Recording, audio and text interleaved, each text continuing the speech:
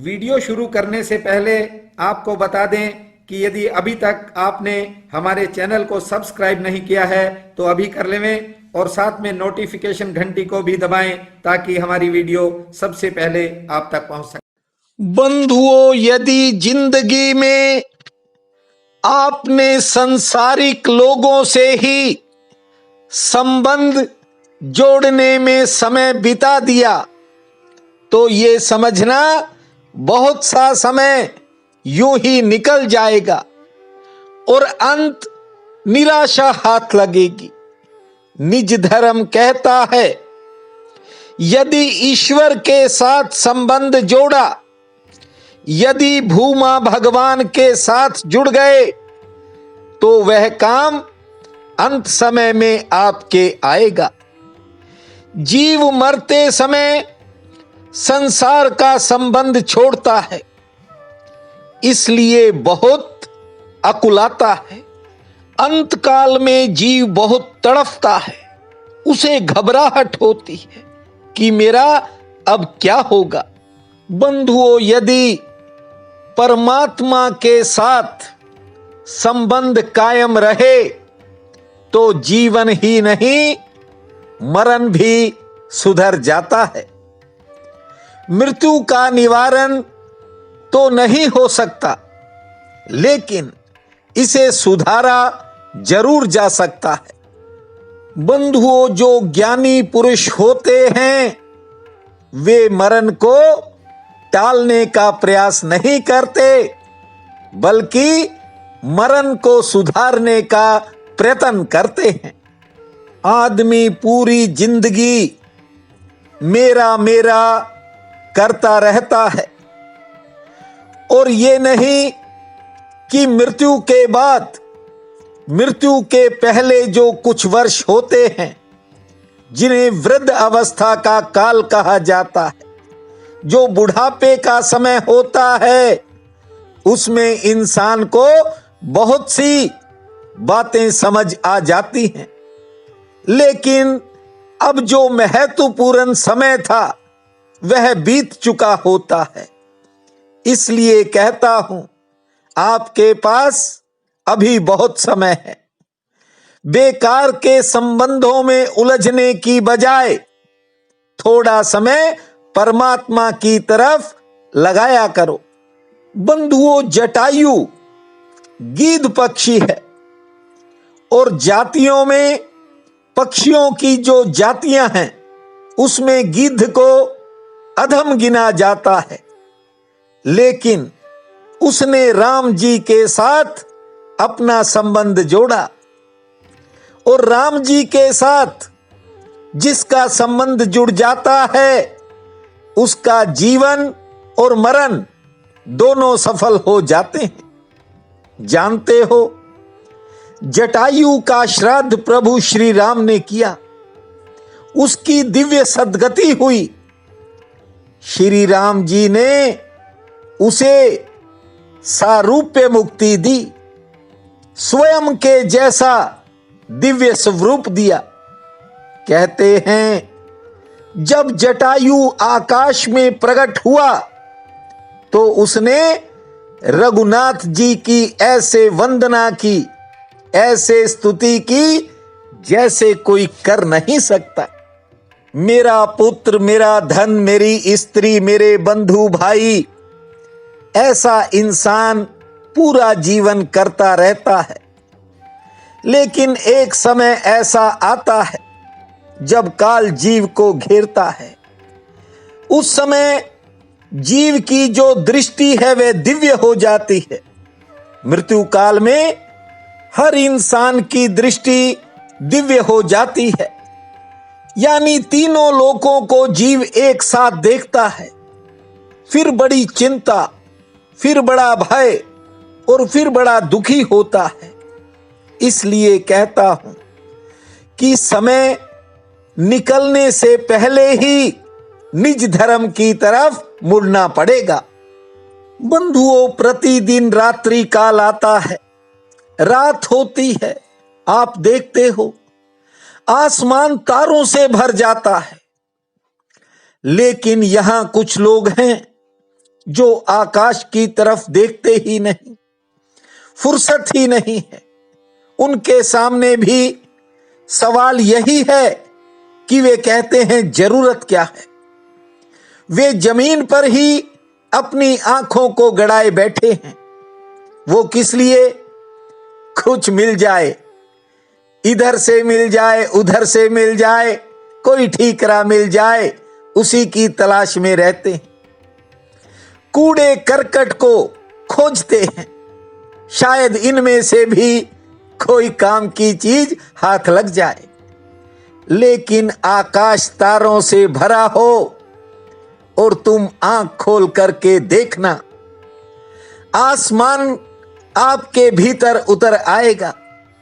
लेकिन आदमी कहता है कि जरूरत क्या है, इसके बिना काम चल सकता है, पैसे के बिना काम कैसे चलेगा, और तारों को देखने की जरूरत क्या है, इनकी क्या गरिमा और गौरव है, धन की खनक चाहिए।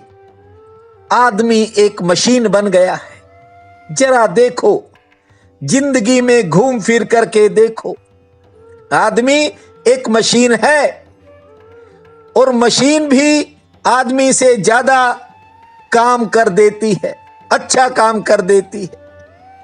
आदमी और मशीन का फर्क बंधुओं कब शुरू होता है? ठीक से आज निज धर्म की बात को समझने का प्रयास कीजिए। आपके पास स्कूटर है, मोटरसाइकिल है, कार है, वह एक मशीन है, उसे भी भोजन की जरूरत होती है। जैसे हम सुबह नाश्ता, दोपहर में भोजन, रात्रि में फिर डिनर करते हैं, ऐसे ही ईंधन चाहिए हर गाड़ी को। पानी भी चाहिए, तेल और पानी दोनों चीजें चाहिए, और उसके साथ साथ हिफाजत भी चाहिए। जो चीज इंसान को चाहिए वह मशीन को भी चाहिए। लेकिन आदमी और मशीन में क्या फर्क है, थोड़ा समझने का प्रयास कीजिए। बंधुओं, आदमी नाच सकता है, रो सकता है, हंस सकता है, गीत गा सकता है। आकाश तारों से भरेगा तो चांद के साथ संबंध भी जोड़ सकता है। सुबह सूरज उगे न उगे, ये आपकी मोटरसाइकिल को नहीं पता है। कब पूरा आसमान तारों से भर गया, ये किसी कार को नहीं पता है। लेकिन यहां लोग न जाने क्यों मशीन की तरह जीना तय करके बैठे हैं। मनुष्य है कहां, मशीनें हैं। आज सुबह सुबह एक बहन जी का फोन आया। वह कहने लगी कि जब भी मैं आपको सुनती हूं तो मुझे बड़ा आनंद मिलता है। कई बार मैं आपको सुन के रोने लगती हूं और फिर हल्की हो जाती हूं और फिर एक बार फिर आपको सुन लेती हूं। लेकिन मेरे मन में कुछ प्रश्न हैं। उसने कहा कि अब तो आप पाठ पूजा कर रहे होगे, फिर थोड़ा मुझे लंबा समय देना, मैं आपसे कुछ प्रश्न पूछना चाहती हूं। बंधुओं, ये जो प्रश्न हैं, इस बहन जी के नहीं, हजारों लाखों लोगों के मन में सुबह से शाम तक चलते हैं।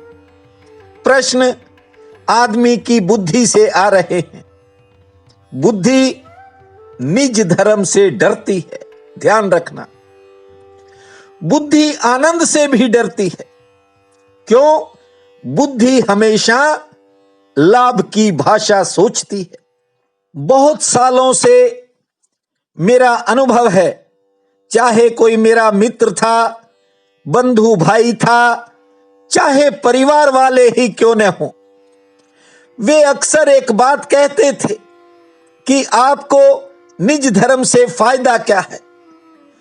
अब आप समझिए, जैसे मैं उन्हें रुपयों में फायदा बता सकूं कि निज धर्म से लाखों का फायदा है या करोड़ों का।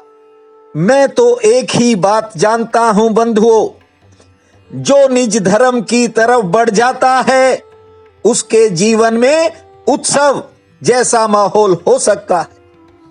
तुम जान सकोगे कि आप कौन हो, और ये जब सब ठीक हो गया तो आप सोच नहीं सकते कि आपका जीवन एक नई दिशा में चल पड़ेगा। बस थोड़े साहस और हिम्मत की जरूरत होती है। आज बहुत से बहन भाइयों के एक और विषय पर भी फोन आए। वे पूछ रहे थे कि अहोई अष्टमी का व्रत हम शनिवार को करें या फिर रविवार को। सो बंधुओं, इस दिशा में मैं आपको इस बारे में स्पष्ट करना चाहता हूं। अष्टमी तिथि रविवार को ही है, लेकिन एक पुरानी मान्यता के अनुसार जिस वार की दिवाली होती है उसी वार का अहोई अष्टमी का व्रत किया जाता है। मेरे परिवार में या मेरी रिश्तेदारी में लोग शनिवार को ही अहोई अष्टमी का व्रत करेंगे। वैसे जो अष्टमी तिथि है वह रविवार को है, और यदि कोई रविवार को अहोई अष्टमी का व्रत करता है तो यह भी अच्छी बात है। इसमें कोई ज्यादा सोचने वाला काम नहीं होता। मन में श्रद्धा भाव से जब इंसान किसी भी व्रत का पालन कर लेता है तो उसको उसका फल मिलना तय हो जाता है। बंधुओं, ये संसार है, लाभ की भाषा, फायदे की भाषा ही समझता है। वही काम लोग करते हैं जिसमें उनको कोई फायदा नजर आता है। लेकिन ध्यान रखना, भगवान कृष्ण जब द्वापर युग में आए तो वे गौओं की सेवा करते थे। आप सोचो क्या लाभ था उनको। वे जाते थे वन में और बंसुरी बजाते थे। क्या फायदा था? ऐसी तान छेड़ते थे कि आप नहीं जानते, न जाने कितनी गौएं, बछड़े, ग्वाले, ग्वालिने, गोपियां उनकी मधुर तान को सुनकर के दीवाने हो जाते थे। सो निज धर्म की जो बात है उसमें बुद्धि का प्रयोग कम किया करो, अपने भीतर चलने का प्रयास ज्यादा किया करो। आप समझ नहीं सकते, आप जान नहीं सकते, एक ऐसा आनंद आएगा जिससे आपके जीवन की फिजा ही बदल जाएगी। आज कार्तिक कृष्ण पक्ष की सप्तमी है, बहुत बड़ा पुण्य काल रहेगा। उठते ही धरती मां को प्रणाम करना, 7 बार ताली बजाने के बाद 2 बार लंबी श्वास लेना और फिर 4 कदम पूर्व दिशा की तरफ चलना और उसके बाद पेड़ पौधों को देखना। शनि देव पर आज थोड़ा तेल अर्पित करना, दोपहर में अन्न का दान करना, शाम के समय हनुमान चालीसा का पाठ करने के बाद एक दीपक तुलसी माता के समीप जलाना। भूमा शनै शनै, भूमा शनै शनै, भूमा शनै शनै, इस महामंत्र को जपना। समय आपके लिए भाग्यशाली रहेगा। प्रिय बंधुओं व मातृदेवी शक्तियों, आज 7 नवंबर दिन शनिवार है। आप सबको मेरा नमस्कार है। आज का राशिफल इस प्रकार है। मेष, आज किसी बिगड़े काम में सुधार का योग है। परिवार का, अन्य जनों का आपको सहयोग मिलेगा। काम के प्रति नया उत्साह पैदा हो सकता है। गृहस्थ में सेहत संबंधी कोई कठिनाई भी सामने आने के संकेत हैं। वृषभ, कारोबारी परेशानी आज कोई दूर हो सकती है। आमदन सामान्य रहेगी। कुछ महत्वपूर्ण कामों में इंतजार के बाद सफलता मिलेगी। सेहत लगभग ठीक रहेगी। मिथुन, आज जरूरी कामों में न तो आलस्य दिखाना और न लापरवाही करना। आज कोई रुका हुआ काम बन सकता है और कोई नई योजना सिरे चढ़ सकती है। आमदन ठीक होगी। सेहत के प्रति सावधानी रखें। कर्क, कोई शुभ समाचार मिलने से आपके मनोबल में बढ़ोतरी होगी। कारोबार में अचानक कोई भाग दौड़ भी हो सकती है। कोई पुरानी चिंता मन को घेरेगी, से ठीक रहेगी, कोई अच्छा समाचार भी आएगा। सिंह, किसी अपने के सहयोग से आज आपका कोई काम बनेगा, मन की बेचैनी कम होगी। कारोबार से उत्तम लाभ का योग है, यात्रा की योजना बनेगी और रोजगार में थोड़ा मन कम लगेगा। कन्या, पारिवारिक चिंता के कारण मन में विचारों का उतार चढ़ाव रह सकता है। आमदन के लिए दिन ठीक है, कार्य व्यवहार से फायदा होगा। सेत पक्ष मध्यम श्रेणी का रहेगा, कोई शुभ सूचना मिल सकती है। तुला, आज आपको कोई विशेष सहयोग मिलने के संकेत हैं। कुछ कानून से संबंधित कामों में सफलता मिल सकती है। कार्य क्षेत्र में काम का बोझ रहेगा, से ठीक रहेगी, मेहमान आ सकते हैं और यात्रा टल सकती है। वृश्चिक, करीबी लोगों के काम में आज आपका कोई समय खर्च होगा। आमदन ठीक होगी, लेन देन के काम आसानी से निपटेंगे, किसी पुरानी मेहनत से फायदा मिलेगा, यात्रा का भी योग है। धनु, महत्वपूर्ण कामों में आपको किसी के सहयोग से कोई काम अचानक बनता हुआ दिखाई पड़ेगा। घरेलू परेशानी घटेगी, यात्रा लाभकारी रहेगी, संपर्क का लाभ मिलेगा। मकर, बेवजह कोई कठिनाई सामने आ सकती है, धैर्य से काम लेवें, कारोबारी समस्या से कोई छुटकारा भी मिलेगा। सेहत लगभग ठीक रहेगी, दोपहर बाद समय में बदलाव होगा, कोई अच्छा समाचार आएगा। कुंभ, कार्य क्षेत्र में किसी निराशा से सामना हो सकता है, कुछ कामों में इंतजार भी करना पड़ेगा, से ठीक रहेगी। आज यात्रा से थोड़ा परहेज करें, आमदन का कोई नया रास्ता खुल सकता है। मीन, कारोबार के लिए दिन सामान्य है, लाभ भी सामान्य होगा, कोई नई योजना आगे बढ़ सकती है और साथ साथ कोई पारिवारिक चिंता मन को घेरेगी, संयम से काम लेवें, मेहमान आ सकते हैं। आज का ये दिन आप सबके लिए अति शुभ फलदायी हो, यही मेरी प्रार्थना है। आप सबका बहुत बहुत धन्यवाद।